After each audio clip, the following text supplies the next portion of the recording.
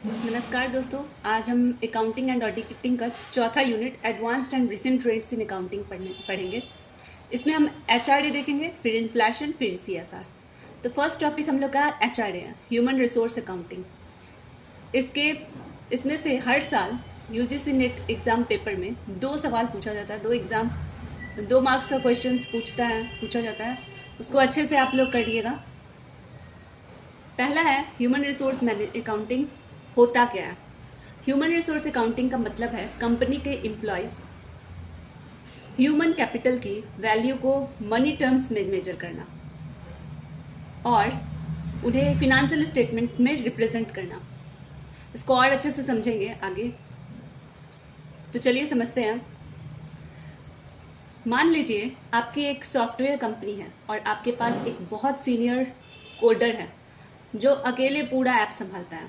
ठीक, अगर आप सिर्फ नॉर्मल अकाउंटिंग करेंगे तो आप देखेंगे कि इस कोडर को महीने की 1 लाख रुपए सैलरी दिया जाता है खर्चा के लिए। ठीक, पर एचआरए कहता है, मतलब ह्यूमन रिसोर्स अकाउंटिंग ये कहता है कि सैलरी तो खर्चा है, लेकिन ये कोडर कंपनी का सबसे बड़ा एसेट संपत्ति है। अगर ये कोडर छोड़कर चला गया तो कंपनी का 50 लाख का नुकसान हो जाएगा। ठीक, तो यहाँ पे वैल्यू कोडर का हो गया। ठीक,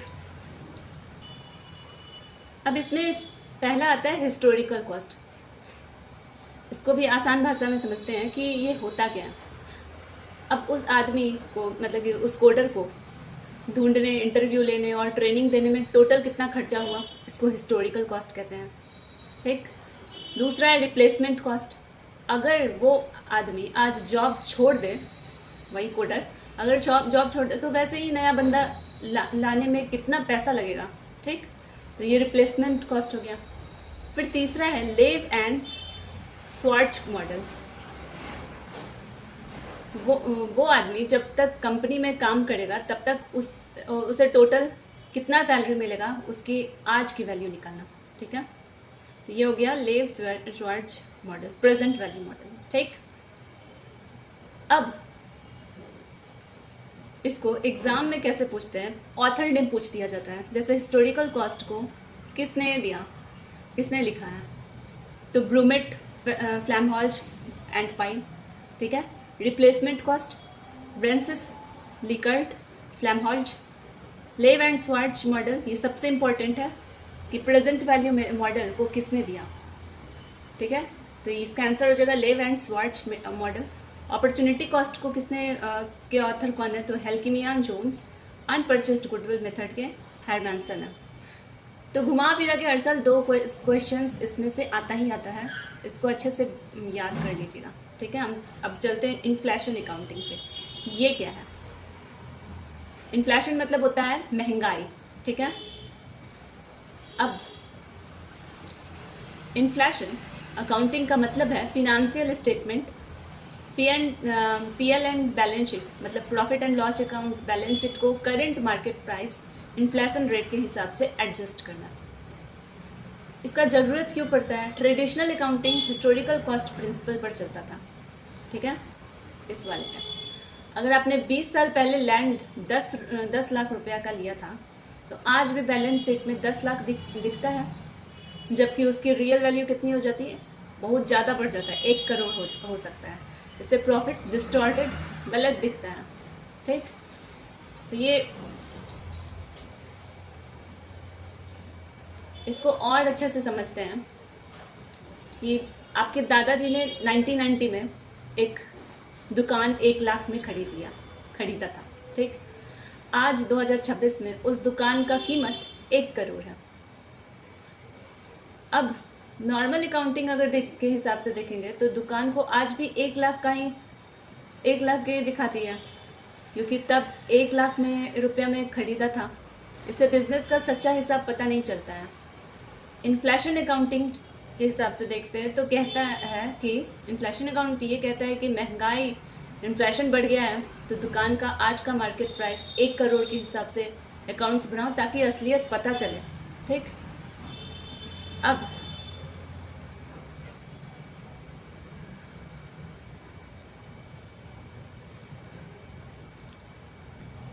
समझ में आ गया नॉर्मल अकाउंटिंग और इन्फ्लेशन अकाउंटिंग में क्या अंतर है। अब हम आगे बढ़ते हैं।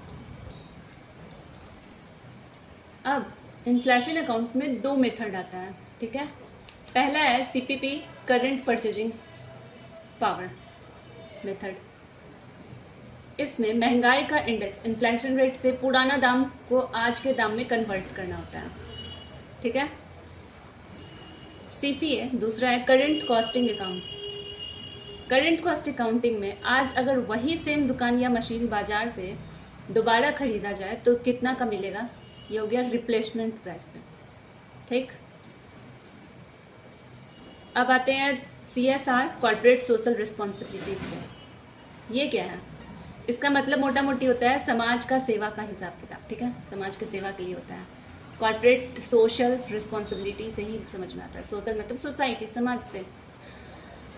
CSR अकाउंटिंग का मतलब है कंपनी द्वारा समाज, पर्यावरण, इन्वायरमेंट और पब्लिक वेलफेयर पर किया गया खर्चा और उसका इम्पैक्ट का हिसाब किताब रखना।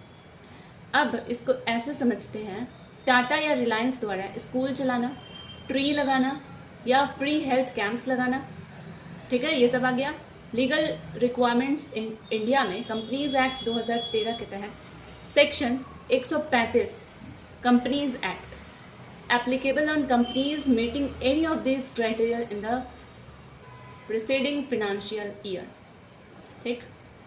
मतलब आप एक बहुत बड़ा कंपनी चलाते हैं और करोड़ों का प्रॉफिट कमाते हैं। सरकार कहता है आप समाज के रिसोर्सेज, पानी, हवा, लोग यूज़ करके प्रॉफिट कमा रहे हैं, तो समाज को वापस भी तो कुछ दीजिए, कुछ दीजिए।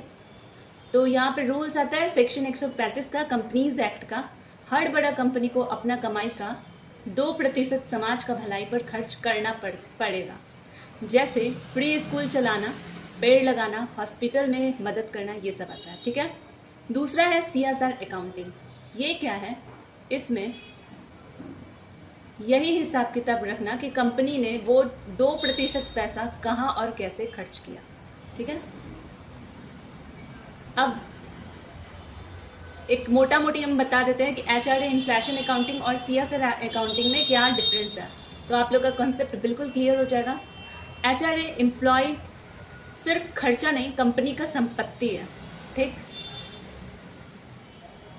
दूसरा मतलब कि जो एम्प्लॉय है वो कंपनी का संपत्ति हुआ, ठीक।